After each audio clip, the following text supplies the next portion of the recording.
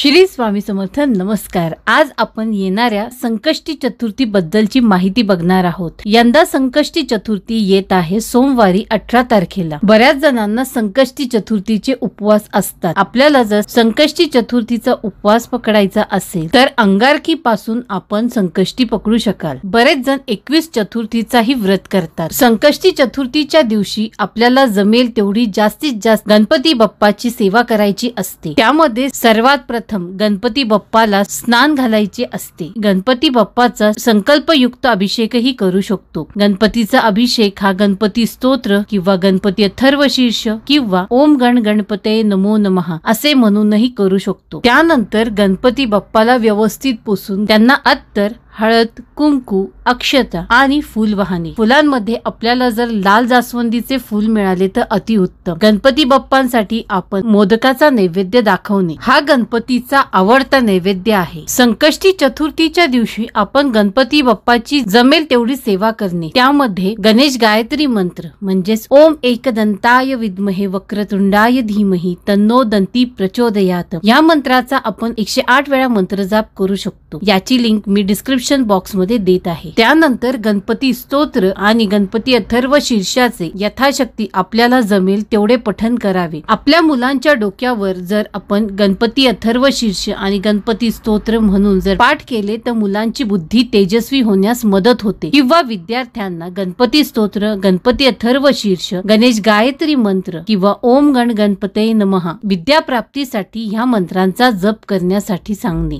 या सर्व मंत्रांची प्लेलिस्ट मी वर आय बटन वर आणि डिस्क्रिप्शन बॉक्स मध्ये देत आहे, कृपया चेक करावे। आपण माझ्या सोबतही सेवा करू शकाल। सोबत सेवा केल्यास विद्यार्थ्यांना सोपे जाईल। आपल्या चॅनल वर 1, 11 आणि 21 वेळा गणपती स्तोत्र आणि गणपती अथर्व शीर्षाचे व्हिडिओज उपलब्ध आहे, कृपया चेक करावे। संकष्टीच्या दिवशी विशेष करून आपण ऋणनाशक हरिद्रा गणेश मंत्राचे पठण करू शकतो। ओम गणेश ऋणम छिंदी छिंदी वरेण्यम हुम नमः फट ह्या मंत्राचा आपण एक माळ जप करू शकाल। संकष्टीच्या दिवशी आवर्जून आपण शमीच्या झाडाचे पूजन करावे। 2-2 पाने गणपती बाप्पाला आणि महादेवाला अर्पण करणे। या सर्व सेवेंमुळे गणपती आपले संकट आणि विघ्नहरण करतात। विद्यार्थ्यांना विद्या आणि ज्यांना चांगली नोकरी मिळण्याची इच्छा असेल त्यांनीही गणपती अथर्व शीर्ष आणि गणपती स्तोत्राचे अवश्य पठण करावे। गणपती बाप्पाच्या सेवा केल्यास गणपती आपले जीवन मंगलमय बनवतात। आपल्याला सुख, समाधान आणि समृद्धी प्राप्त होते। गणपती अथर्व शीर्ष वाचनाचे अनेक फायदे आहेत,